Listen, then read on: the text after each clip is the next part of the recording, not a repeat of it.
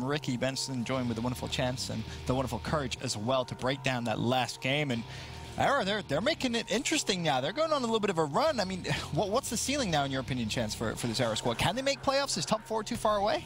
Making playoffs is going to be very, very difficult. It's feasible, but it's not. They'll have to go 7-0, and another team will have to go like 0-7 or something ridiculous like that. But long term, this is a team that I don't have confidence in them to win an open event yet, but they can absolutely contend. They can finish themselves in the top 8, maybe the top 6, maybe the top 4, because they're starting to win a little bit more consistency as well. But they definitely still have holes in their gameplay. But you want to talk about when they look good, the opening on this map was just pure ridiculousness. Yeah. I think they go up, what, like 120-0 or something like that, or whatever they got to. It was absurd. They literally had the best possible start to the match through the first 2 hills. The rotation were perfect. The kills all went in their favor. Some nasty individual performances at all. But yeah, Echo Fox, they just started slow. What more can you do?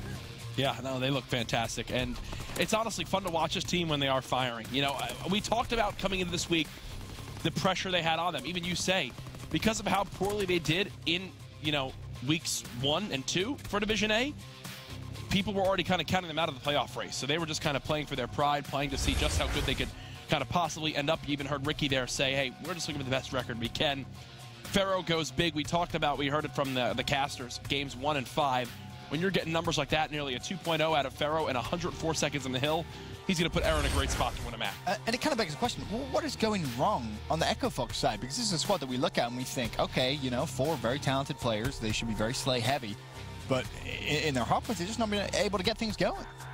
Well, there's only so many kills on the map that these 4 Slayers can get. Is definitely going to be a part of it. But then even just for the way they play hardpoint, I think they play fine, but it's not like they're beating teams with their play style. They're not winning consistently rotation battles. Like even just the first and second, you should never find yourselves down 95 seconds to 0. Like it's difficult to lose rotation that poorly. Right. So Echo Fox, they just have flaws in the way that they play the maps. There's just so much for them to improve on, because again, the talent is obviously there, but they just have to reevaluate. I think the way they play the hard points, reevaluate their setups on hills, how they're going to break the gameplay down and build from the ground up. Right, when we went to map 2, of course, Jack, it was Echo Fox that bounced back. Obviously, they take the map and they look good in Search. Yeah, this was absolutely the worst map of the whole series for eRa Eternity. Echo Fox really just kind of won it with ease, and I think that was a surprise for most people. You'd probably think games 1 and 2 would be kind of flipped with the history of Echo Fox, especially in hardpoint, from what we saw back even in the start of Division A, and then now eRa Eternity with how good they look in S&D, but it's not the case here. A lot of those clutch scenarios do go in favor of Echo Fox, this map, which winds up swinging it heavily in their favor. All of them, yeah. Pretty much every single 1v1 or 2v2 or whatever the situation was. Like the scoreboard, this is one of those where it doesn't really do it justice. Like Echo Fox sort of made it look easy for like the 6-2 win, whatever it was, but again, every single round with the exception of I think 2 were very, very close down to the wire, and it's just Echo Fox consistently found themselves on top. And I mean, even the little things were going right, like the 1v2 that Saints had, it's just because the guy's foot was sticking out just barely past the bomb site. Just the smallest of opportunities that Echo Fox had presented to them, they took advantage of. Well, at that point, of course, series tied 1-1. Then, of course, we head over to capture the flag, and I honestly thought this may be where Echo Fox get a little bit of momentum in that series, and they could potentially just steamroll through and run away and take it. Obviously, the game 3 they do ultimately take, but it didn't seem like they got enough momentum to take the rest of the series, Jack. If this Facento play at the end isn't our play of the game, I'm mad at someone. It was one of those typical Ardennes Forest CTFs like we see. You know, you get a chance for a pull, and you need to make the most of it on either side. This was a great little 3-piece by Facento, trying to stay alive inside bunker, which he had some heroic plays throughout the map, and wow, he just snaps on everybody there. But yeah, there were some key individual moments that made all the difference in OT. You're like, wow, this is looking grim for Echo Fox, and then next thing you know, it winds up going in favor of the boys by that individual play from Facento. Moments like this as well, I know we're always very critical of eRa with their streaks, and there's a situation where they burn 2 and don't actually get the flag. Actually, this is where eRa is capping their second flag in the OT, but I think overall they have definitely shown improvements, but still going to be kinks in the gameplay. Right here, though, I think the criticism for eRa I have for CTF is sort of similar actually to the Search and Destroy, where they're just kind of happy to sprint into gunfights. Like at the end, Vicento makes the smart play, not only to go for the sneak cap to get behind enemy lines, but he plays it so patiently. Like he instantly could have gone for the flagpole, but instead he's like, I need to get a kill before I reveal my position. I think he ends up killing Ricky.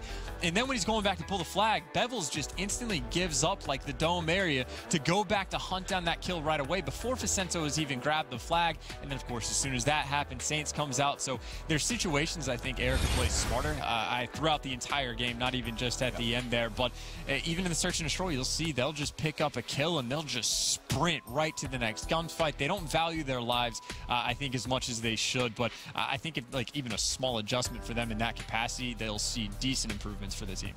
Yeah, and watching that too, Vicento, his goal was to let his teammates get the first couple kills before he goes to the pull, but because of how little time there was left, he basically got to a point where he was like, I need to take matters into my own hands. I need to go get this first gunfight one or this first engagement one to then go pull the flag, because as you saw when he capped it, there was, what, 5 seconds left? He knew.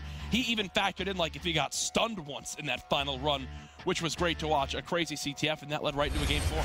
Yeah, we head over to London Docks hardpoint, and well, eRa, they just refused to roll over and die. There's one chance they managed to take it, and of course, force that game 5. In a very solid game overall. I think the number of lead changes is probably up there for 10 times or something like that, because it was just hill to hill, always hovering around like a tie game, and it didn't matter who got control of the next hill. Whatever team had to fight into that did a good job of contesting, doing as much as they could just to kind of cut off as much time as possible. So it did come down to the wire almost, but monster performances again. Like Pharaoh had himself a nice game, consistently so in the respawns he has been, but even Bevels was absolutely shredding this map. Like I think eRa as a whole, their hardpoint game just looks better than what we saw the first 2 weeks. Yeah, it really has improved, Jack. Is there anything that stuck out to you?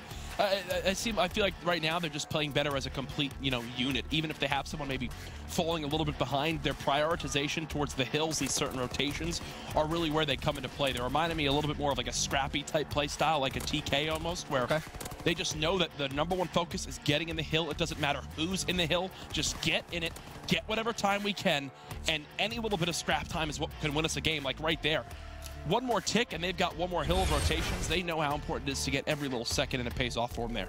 The amount of times they've kind of lost in brutal fashion as well. They've definitely learned, that's for sure. But a fantastic map from eRa, 250 to 217. And then, of course, that forces another game 5, the second game 5 here of the day. Yeah. And when we were loading in, of course, it was USS Texas. We've seen that map a fair few times now, Chance. Were you still confident in your eRa pick?